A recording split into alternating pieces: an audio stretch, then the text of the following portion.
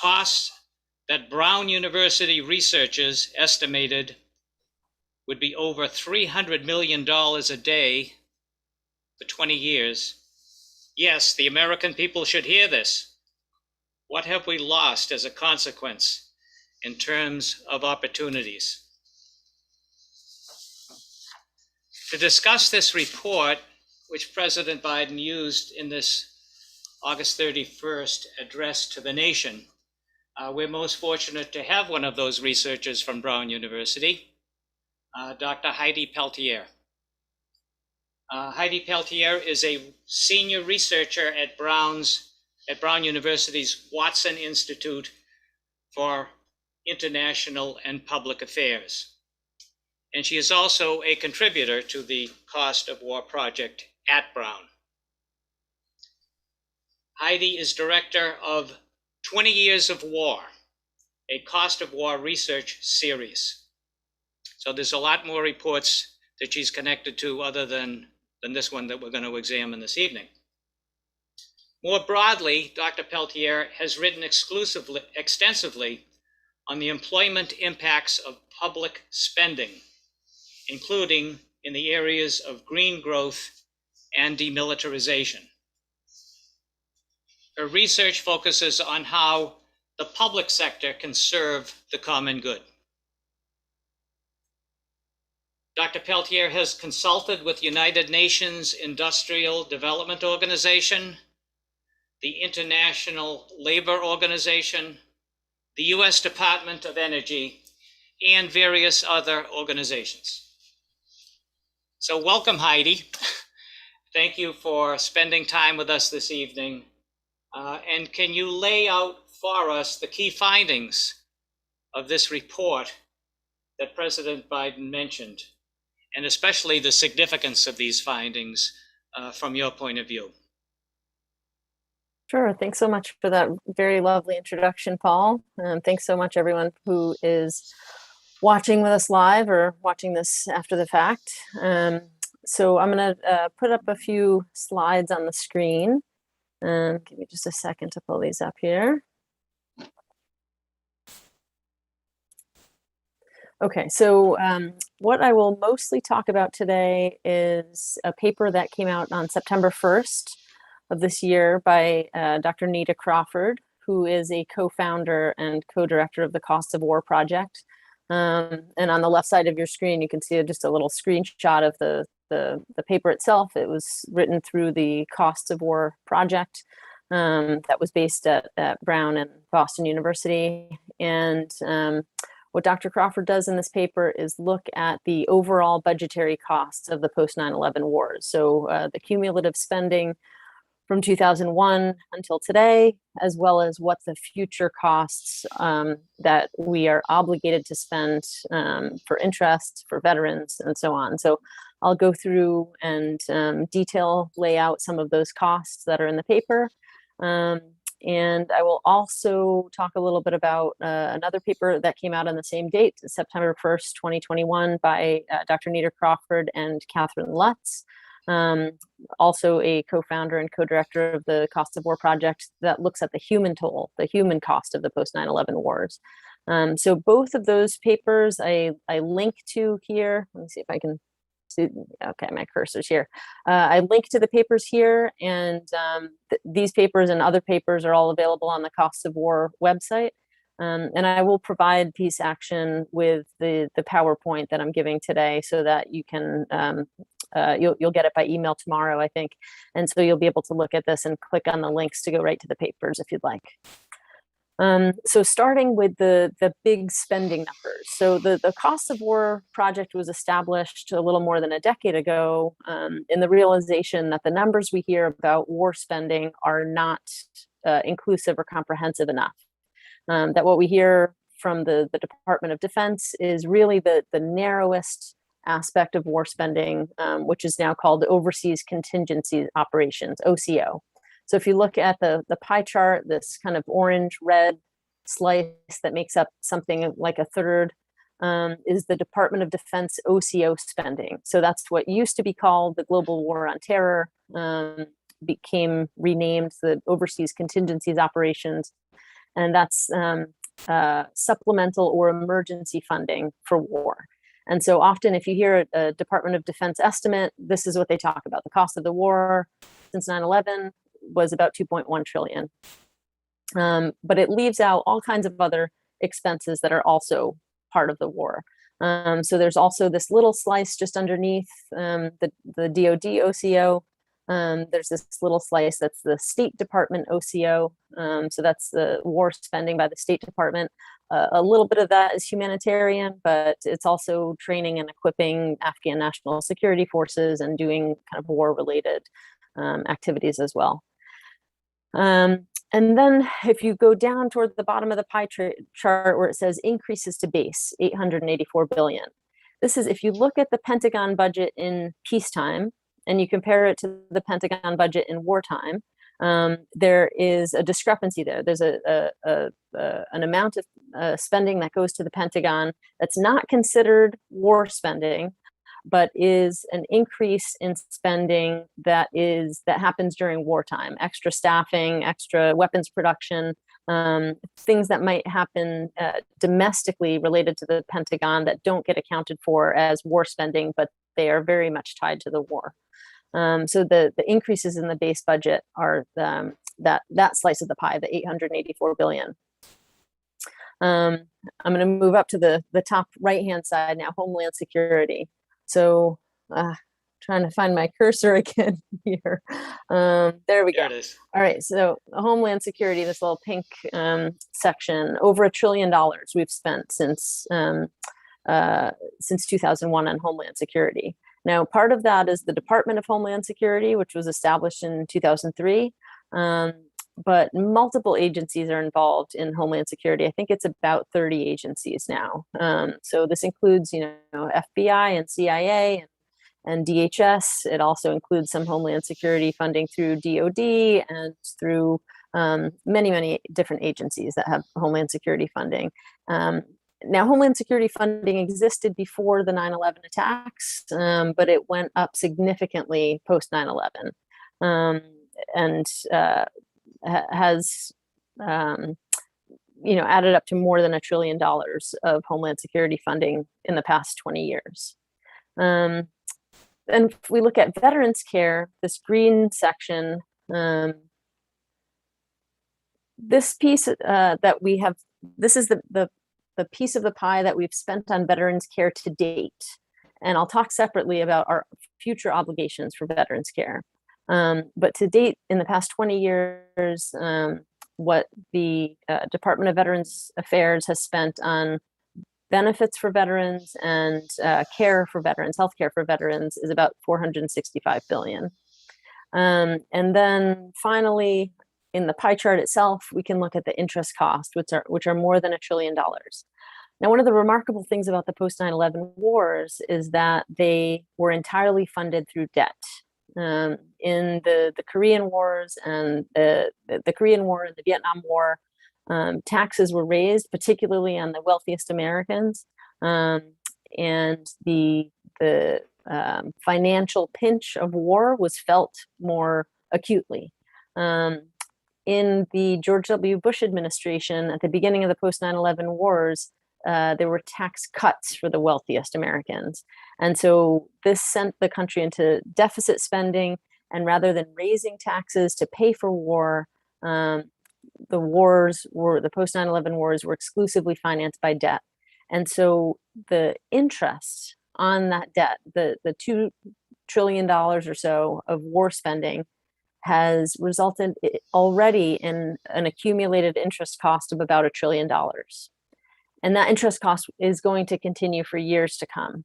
So even with the withdrawal from Afghanistan, or maybe the partial withdrawal from Afghanistan, even with the mostly withdrawal from Iraq, even if all of those expenses completely went to zero, which they won't, even if they completely went to zero, we will continue paying interest on the debt that we've taken on for war. And then if we move over to the side here, in addition to what we see on the pie chart, is at least 2.2 trillion in obligations for veterans care and benefits over the next few decades. So this comes out of the work of Linda Bilmez, who is a cost of war author, contributor, and who is an economist at Harvard. And she initially sort of broke ground on this idea of the much higher than expected cost of the post-9/11 wars, she and Joseph Stiglitz. And they were, it was sort of, it kind of blew people out of the water when they initially talked about this war maybe costing $2 or $3 trillion. Nobody was putting it in that ballpark even.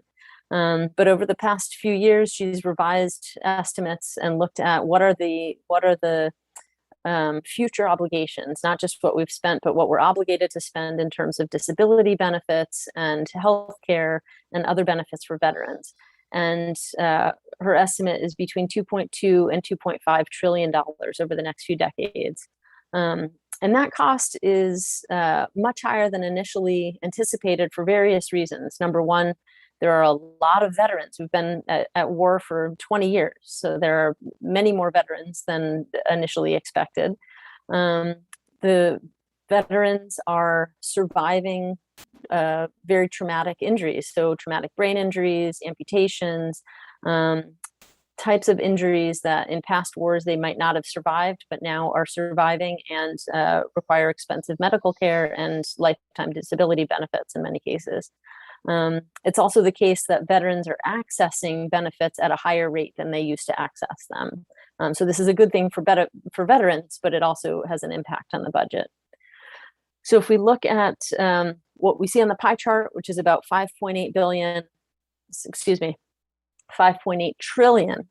$5.8 trillion that we've already spent on the post-9/11 wars, and at least 2.2 trillion that we are obligated to spend over the next few decades. The price tag comes out to 8 trillion and climbing. That's 8 trillion as of now. Interest costs will continue to go up. Potentially veterans care will continue to go up too. So I understand that there was some interest in knowing what the per war costs are. So in the paper by Dr. Crawford, she has a table, which I've shown here, table 2, the estimated costs attributable to the major war zones. So the first column we come to is the Afghanistan-Pakistan war zone, and then Iraq, and then a small amount in other related post-9/11 areas. So I won't go through line by line, but essentially, what was in the previous pie chart gets broken out. And the only thing that's not included in this chart that's different from the previous is that Homeland Security is not included here. But otherwise, it's basically the previous chart broken out by war zone. And so we can see that to date at the Afghanistan-Pakistan war zone, we've spent 2.3 trillion and a little over 2 trillion in Iraq and Syria. And once we add estimated obligations for veterans, we get to 3.4 trillion for Afghanistan and Pakistan, and 3.16 trillion for Iraq and Syria. So looking at the human toll, this is going to look like a big jumble of numbers, so I'll just point a few things out here. Let me bring your attention to this bottom right-hand corner. This is the big picture estimate, putting together all of the civilian, military, police, opposition, humanitarian, all of those categories together in all of these post-9/11 war zones were somewhere around 900,000 deaths, direct deaths. So a small fraction of those are U.S. military. If you look at Afghanistan, just looking through this first column, in Afghanistan, a little over 2,000 U.S. military deaths, many more U.S. contractor deaths. And this is one of the things that doesn't get talked about very much, is how many contractors are over there on behalf of the Department of Defense. Historically, the military has always used contractors, and contractors have always supplemented the troops, but there have always been more troops than contractors in any war zone. That flipped during the 9/11 era. So somewhere around 2000, in the early 2000s, there started to be more contractors than troops. And the contractor deaths are greater than the military deaths. You can see here in Afghanistan, and in the total column, 8,000 versus 7,000 contractors versus military. Next, I'll bring your attention. Where's my cursor again? Here we go. The national military and police. So the Afghan National Security Forces in the case of Afghanistan. These are much higher than the opposition fighters, the people that presumably we were there to fight. And then look at the civilians, 46,000 civilians in Afghanistan that were killed. In Iraq, in the middle column, well, almost middle column, 200,000 civilians, ballpark. So if you look at this total column here with almost 900,000 or approximately 900,000 deaths, civilians make up more than a third of that. And I won't go into too many more details here, but what I will say is that these are just the direct deaths. So these are the countable deaths attributable directly to war and fighting. What is not included is the indirect deaths. And so the indirect deaths are the deaths that result from lack of access to drinking water or food supply or healthcare facilities when these things get bombed or destroyed in war. And the working assumption is that indirect deaths are a factor of 2, 3, maybe even 10 times the direct deaths. So there are people working on figuring out how to estimate that. We hope to have some papers produced by the Cost of War Project in the coming couple of years that look at numbers of indirect deaths. It's a tricky thing methodologically, but the important thing to know is that the direct deaths from war are only a fraction of the total deaths. And what we see here on this chart, this 900,000 deaths, a third of which are civilians, these are just the direct deaths. So I'll move on from there. I won't say too much about this, except, so what this slide shows is the relationship between armed forces and contractors. And the bars are the contractors, the line is the US Armed Forces. So you can see how pretty much the entire time, this is Afghanistan, I think, right? Part of my thing is hidden from view. Yeah, this is Afghanistan. So pretty much since 2007, 8, almost at all times, contractors have outnumbered troops. And one other thing you'll notice here is that the line for troops ends. In late 2017, the Department of Defense stopped producing numbers or stopped releasing numbers for how many troops were in Iraq and Afghanistan and Syria. They produce quarterly reports for what the troop levels are in every country and throughout the US. And they stopped making public the estimates for Afghanistan, Iraq, and Syria in late 2017. So we don't have a good sense of exactly how many troops were in Afghanistan that needed to be withdrawn, or how many troops remain in Iraq.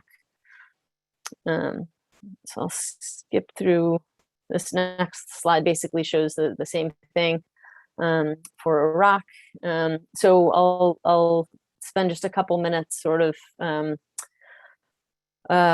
making a few final points. So one is that the spending on the post-9/11 wars, even if the wars go to zero, which they have not yet, the spending will continue for years to come, and the global presence will continue. The global US presence will continue and continue to expand. So the veterans care and benefits, most of the costs lie ahead. We've only spent a fraction on what we will be spending. And there'll be a link here to the paper by Linda Bilmez that came out about a month ago.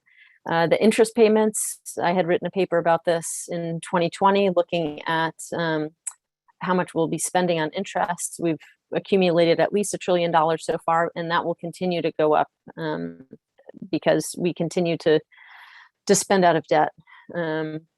The counterterrorism operations, so the justification for the post 9/11 wars, this idea that the U.S. should go on the offense to fight terrorism, where it's born, essentially. This kind of justification has expanded the U.S. presence into 85 countries now. And there's a nice map produced by Stephanie Sibel from the Cost of War Project, along with the paper explaining that expansion. And there's a link there as well. So some costs of war will decrease. There are some costs that, especially the OCO spending, so the direct war spending, will decrease in the next few years, but payments for interest, payments for vets, those payments will increase over the next few decades. And one other point I want to make is that DoD spending, even with the withdrawal from Afghanistan, even with the supposed end of the Iraq War, the budget for the DoD is slated to increase over the next few years. The Biden request for fiscal year 2022 is higher than the current spending for the DoD, and Congress is debating funding the Pentagon at even higher levels than Biden requested. So the most recent estimate that they're talking about is $778 billion for 2022. The number itself is perhaps less important than the trend, because over the next few years, if you look at federal budget documents, what is anticipated is an increase in the DoD budget. So even without being at war, the spending continues to go up, and part of that is through the threat of Chinese aggression, the weapons modernization, which certainly benefits contractors and creates a political pressure for increased defense spending. So weapons modernization and growing the nuclear arsenal, the threat of Chinese aggression, all of these lead to higher budgets over the next few years for the Department of Defense, even with the winding down of the post 9/11 wars. So that's the sort of somber message I want to end on. As I said, I'll make the presentation available to Peace Action so they can send it out to all of you who are interested in checking out the links and the resources. So the papers I mentioned today are all on the Cost of War website, and there are many other resources there as well. There are some teaching resources now. A few months ago, we've expanded into not just producing research papers, but also providing teaching materials for anyone who's interested in checking those out. And there are various other papers that either relate directly to the post 9/11 wars or more broadly to the topic of war, including the impact on the mental health and suicide by veterans, and the costs to the U.S. allies of the post 9/11 wars, and other things. I won't go through the whole list, but I welcome you to check that out. And I will stop the slide share for now, and I welcome discussion and questions. Thank you. Okay, well, thanks so much, Heidi. That's an awful lot of information. And it's good that people will be able to go back and look at both the report itself as well as the slideshow to see this breakdown. Just to clarify, I mean, you made this point, but this total does not include all that war debt that's coming. It only includes the debt that has been had to be paid for so far. Is that right? That's right. So the $1 trillion in interest costs is just based on what we've already spent on war. But those interest costs will continue to accumulate. Okay, thanks for that. So what we're going to do now is give the audience an opportunity to ask questions. So you might start to think, based on what you've just heard, a question that you would like to ask of Heidi. Those who are interested in asking a question, if you could raise your hands, what will happen is Brian, our magical technician here, will unmute you so that you can ask your question, and then when Heidi responds, you'll be muted again. So let's see, Brian, what do we got out there? First up, we have Lynn Siegel, who has raised her hand. What about the future projections of costs for new wars? There was no, I didn't see in your review any projection for future costs, depending on how many more wars you think we'll get into, or what severity, or considering that we're using more contractors and all these different kinds of expenses in the wars of the future. Yeah, that's right. Go ahead. Sure. Yeah, thanks for bringing that up. So the numbers I talked about today were based on a report that came out on September 1st that was looking at the war, just the post 9/11 wars. So looking at the 20 years of costs so far and the projected cost attributable to the post 9/11 wars. So they do not include any potential future aggression or interventions in other areas. Hi, Sarah. How you doing? Okay, thank you, Lynn. Michael Hoey, can we put Michael on, Brian? Yeah, am I unmuted? Yes. You are. So my question deals with why we actually go to war. I know it has something to do with being the world's #1 arms dealer, and also the fact that we're constantly financing all the different countries. We want to be sure we have troops to encourage people to pay us back. But it seems like there's really reasons that are hard for me to wrap my head around why it is that all of our congressional representatives are dedicated to war as an American way of life. That's a very good question, and I think a very difficult question to answer. And I certainly won't be able to give a comprehensive answer to that, but I can give some of my thoughts on it and welcome other people to share theirs as well. But certainly there are financial interests in going to war. And one of the aspects of relying so heavily on contractors is that there are large profits to be made from war. So the Department of Defense now spends half of its budget on military contractors. Some of those are contractors who are serving in war zones. Some of those are contractors who are building weapon systems in the US. But there's a heavy financial incentive to go to war and to perpetuate war because of the profits that can be made through war. And there was actually a great paper that just came out through the Cost of War project by Bill Hartung, who looks at profiteering in the post 9/11 wars. So some of the big arms producers in particular that earned exorbitant profits, often through corruption and fraud, and sometimes just because of the nature of contracting, that there are these cost plus contracts and other mechanisms in the contracting agreement that enable companies to make big profits at the expense of the taxpayer, and also that that lead us to go into war, more readily, more easily than we otherwise would. In terms of Congress people on both sides being hawkish about going to war, that also relates to defense spending and the fact that defense spending happens in every congressional district, and no congressman wants to be the one who says funding is decreasing to their district. So that's also a piece of it.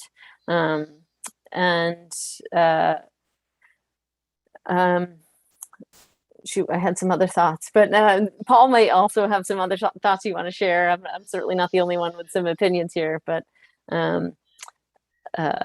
the rationale often given is to go and spread democracy, and so far that does not seem to be war does not seem to be a very effective way to do that for the US. And 20 years in Afghanistan proved to make the situation worse, not better, both for people in Afghanistan and for the reputation of the US in the world. But I'll stop there for now. Okay, thank you, Heidi. We have a question from Gar Smith. Okay, just unmuted myself. There's a lot of discussion through all of this great examination about an issue that remains relatively opaque. We're constantly talking about the accumulating interest, and I've long been interested in a discussion about who we're borrowing the money from, who we owe this indebtedness to. Is it international bankers? Is it other countries? Who would expropriate the US of A if we defaulted on our our loans? Yes, that's a good point. Who holds the public debt? Increasingly, it's held by foreigners. So right now, still the majority of the public debt is held by the US, held by individuals and banks and companies and so on. But about somewhere between 30 and 40% of the US public debt is held by other countries. The two main countries that hold the debt are Japan and China. Canada, Switzerland, a handful of other countries are also sort of big players there, but Japan and China are the two biggest holders of US debt outside of the US. And is there a reason, Heidi, why those lenders would not call in the debt? The main reason would be if it's in their financial interest to make sure that the US is solvent, and that politically it benefits them not to call in the debt versus to call in the debt. Yeah. Do you think, does this give China some type of leverage over the United States at all by holding that debt, or is China just desperate to make sure that the US can pay it off? I think both countries are in a better position if the U.S. can pay it off than if China called in the debt. But it is certainly a risk that that finance people discuss, the possibility that China could call in the debt. Okay, thanks. The next question comes from Ray Jemian. Welcome, Ray. Unmute. I take it that your research is based on data that you've gotten from the public record. My question is how difficult it is to get it and then compile it into something that's readable by the public. Yeah, good question. And that's in fact, the main reason why the Cost of War project exists or was created, was because this debt, the data do exist publicly, but it's difficult to assemble them, and there is not a public source that compiles all of these together, which is the reason the Cost of War project does that, that it combs through reports by the Congressional Research Service and the Congressional Budget Office and the Office of Management and Budget and various other data sources to try to compile a complete set of data over time. Because one of the other things that has proven very difficult in looking at the spending data is that categories change over time, and it's hard to compare year to year. Some years there's more transparency than others, as you saw in the presentation in late 2017, they stopped reporting troop numbers. Certain things happen like that with budget numbers as well, I think somebody had made a comment in the chat. The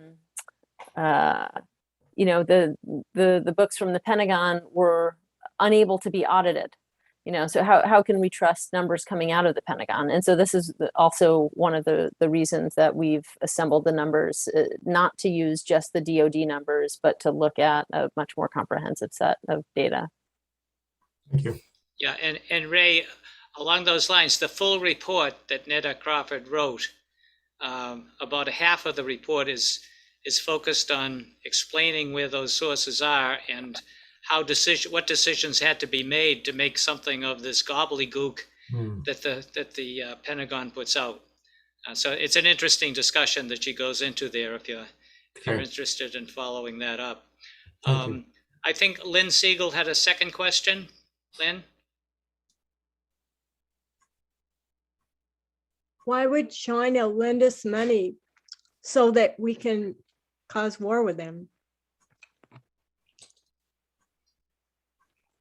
Thank you, Lynn. Good question. Yeah. I'd say the financial and the political decisions are not the same. So it's generally, financial institutions in China that are investing in the U.S. public debt, and some individual investors as well. But it's as far as I understand, it is not the politicians who are making those decisions. It's the financial institutions who are buying the U.S. debt. Okay, thanks. Michael Hoey, another question? Yeah, I have two questions. The first one is my understanding that during the 70s, a lot of our debt was bought by Saudi Arabia and the United Arab Emirates before the Japanese started buying. And I'm not sure if they still own much of the debt. And the second question is the Bank of International Settlements, which apparently every country's banker meet there once a month in Switzerland, in Basel, Switzerland, and they coordinate financial policy. So my question is, when some countries are excluded from the system through sanctions like Iran or Venezuela, how does this affect everyone else in their ability to do anything?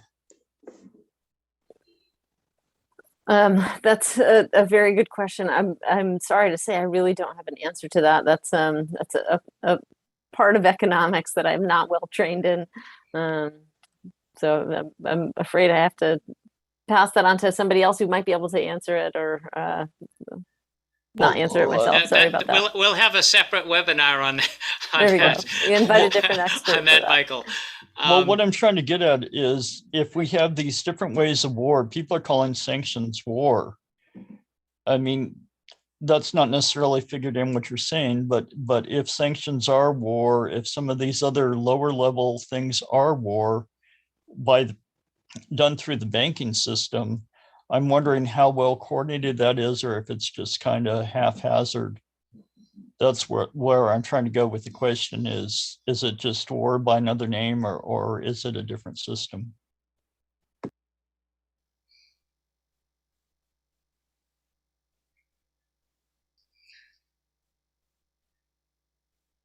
Yeah, I don't think we have an answer for you on that, Michael, and how debt is related to sanctions. I'm not too clear myself. But I would like to bring out a few of the things you've focused on, Heidi.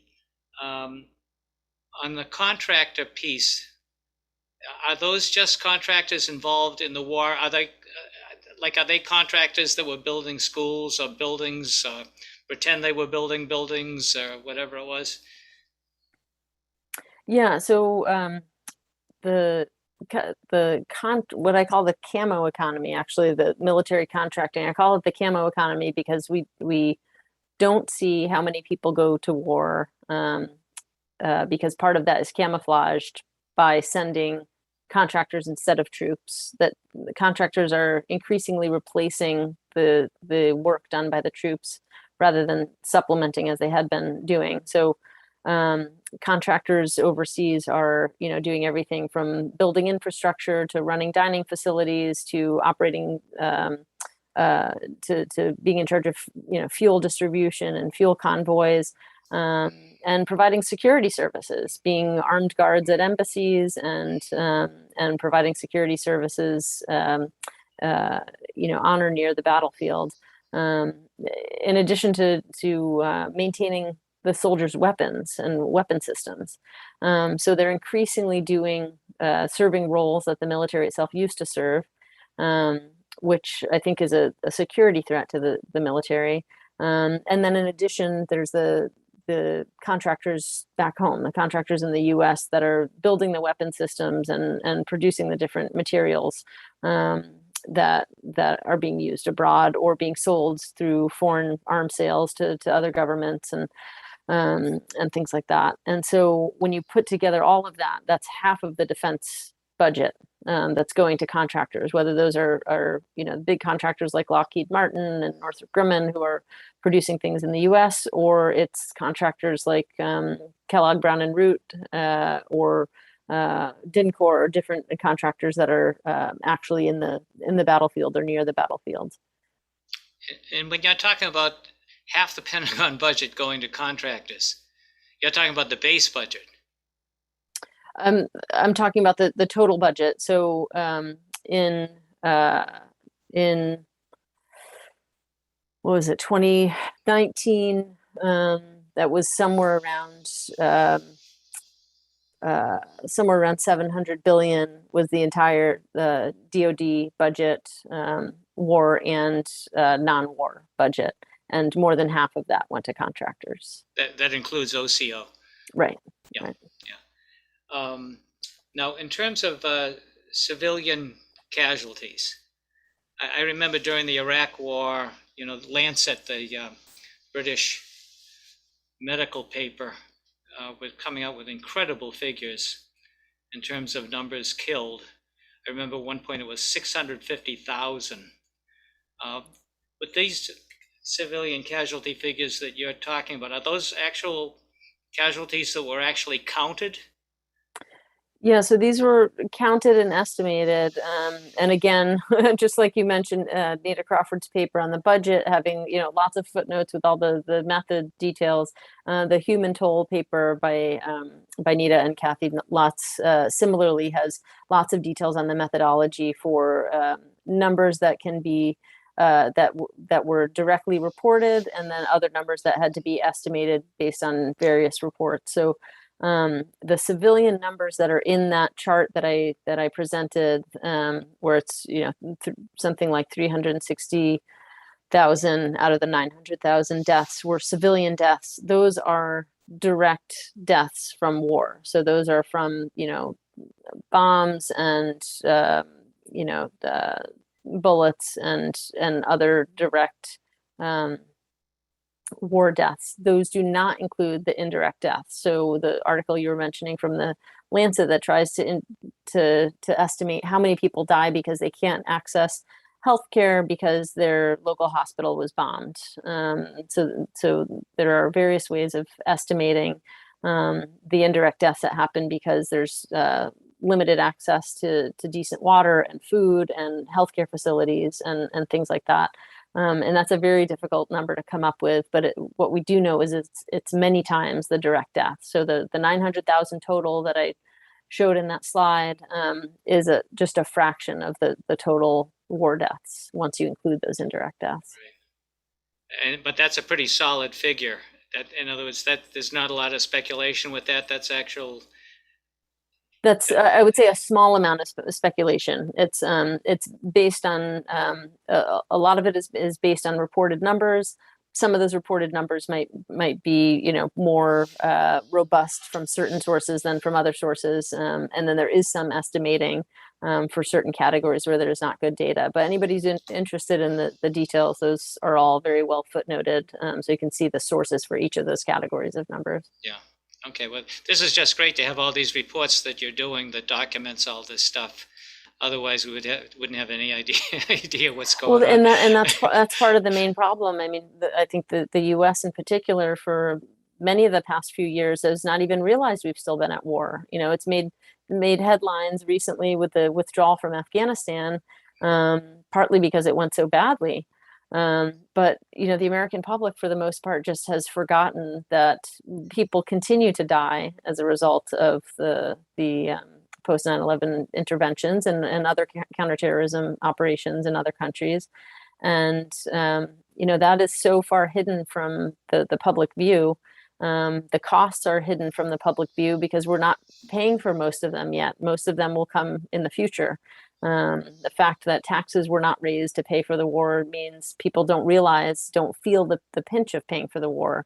The fact that, not that many American troops were killed means that people aren't seeing or talking about deaths. They certainly are in Afghanistan and in Iraq and in other places where the U.S. is intervening. But in the U.S., it's been a fairly invisible war, certainly the last few years. Yeah. Okay, well, thanks for that, Heidi. I get.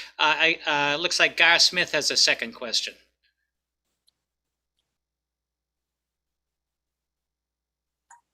Speaking about the invisibility of war, I'm wondering about these contractors who are replacing soldiers in the field.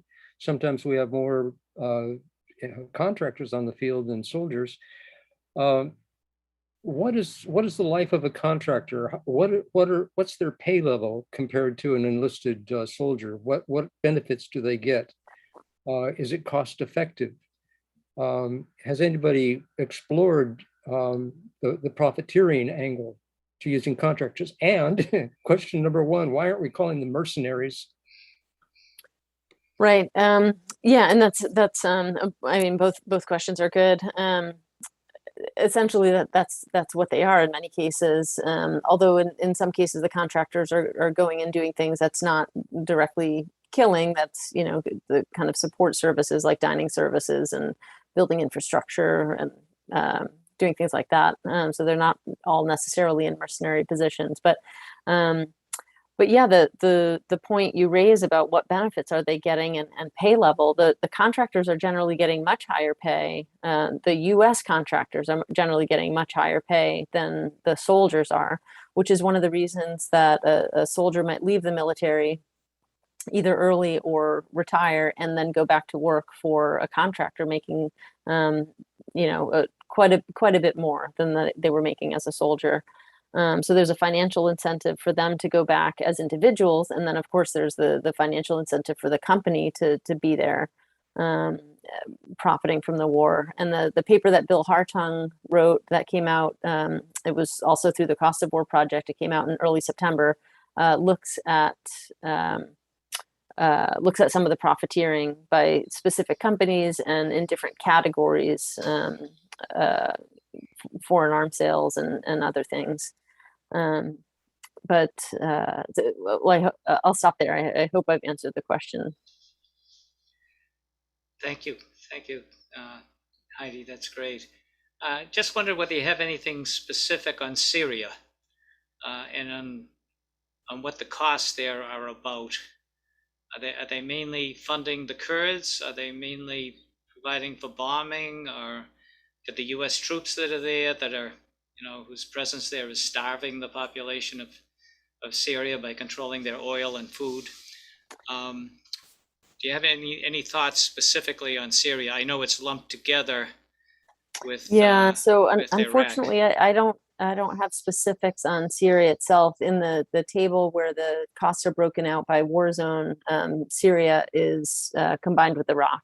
And I don't know how much is for one country versus the other, or what types of expenses are the main expenses in Syria versus what they would have been in Iraq or Afghanistan.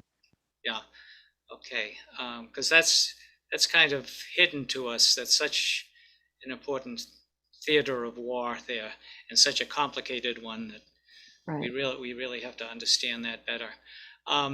So I wanted to just ask you a question about Afghanistan itself. I think this relates to another report that you did, and that is that the general sense here is that over the past recent period of time in Afghanistan, almost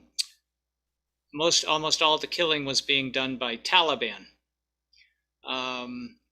and that U.S. troops were just kind of defending girls going to school and kind of there to kind of defend against Taliban attacks.